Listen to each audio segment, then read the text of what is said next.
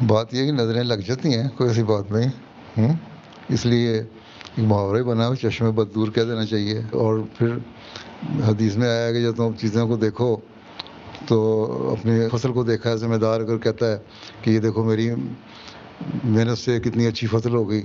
اور ایک آندھی آئے، طوفان آئے، قرآن شریف میں ذکر آیا نا، تباہ ہو گئی، تم نے اگر اللہ تعالیٰ کا ذکر کرتے تو طوفان میں تو ماشاء اللہ لا قوت الا باللہ پڑھنا چاہیے ان کو دیکھ کے، اپنی نظر بھی لگ جاتی ہے۔ پھر حدیث میں یہ آیا ہے کہ ماں کی بچے پہ نظر لگ جاتی ہے، جب ماں کو یہ خیال آتا ہے کہ میں نے اس کی پرورش ایسی کی اور یوں کیا اور بچے پہ نظر لگ گئی، اس پہ اثر ہو جاتا ہے، یا وہ بیمار ہو گیا، یا اس کے اخلاق خراب ہو گئے، یا اس طرح کی چیزیں، تو نظر لگتی ہے۔ اور اس کے لیے یہی اللہ تعالیٰ سے ہے کہ اللہ کی دعا مانگنی چاہیے اور اللہ تعالیٰ سے اس کی پناہ میں آنا چاہیے کہ اللہ تعالیٰ ہر شر سے بچائے۔ دوسرے یہ ہے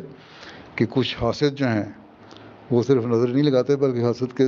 بعد اپنے کچھ عمل بھی کرنے کی کوشش کرتے ہیں، اس لیے ان کے حاسدوں کے حسد سے بچنے کے لیے اللہ تعالیٰ نے قرآن شریف میں دعا سکھا دی، آخر میں بھی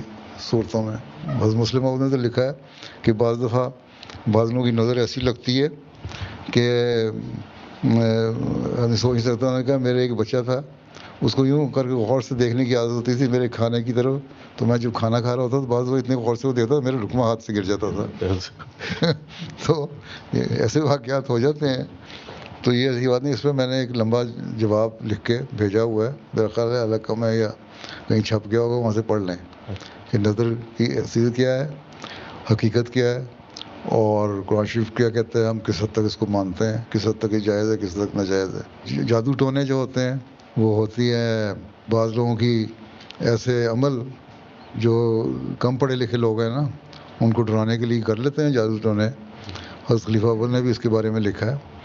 کہ اس طرح کرتے ہیں، اور بعض دفعہ جا کے انہوں نے اپنے ایجنٹ رکھے ہوتے ہیں جو گھروں میں بعض چیزیں چھپا دیتے ہیں، اور پھر کہتے ہیں یہ ٹونا ہو گیا تمہارے پہ۔ پھر اس کے بعد اس پیر کے پاس جاتا ہے بندہ، وہ پیر صاحب کہتے ہیں اچھا تمہارے گھر کے سین میں فلاں کونے میں فلاں چیز دبی ہوئی ہے، اس کو نکال دو تو یہ ختم ہو جائے گا جادو، تو وہ ختم ہو جاتا ہے۔ اس طرح مولانا راجگیر صاحب کے بارے میں بھی آتا ہے کہ وہ بھی لوگ کہتے ہیں جی انہوں نے کہا کہ کسی جن نے اس پہ قبضہ کر لیا یا جادو ہو گیا،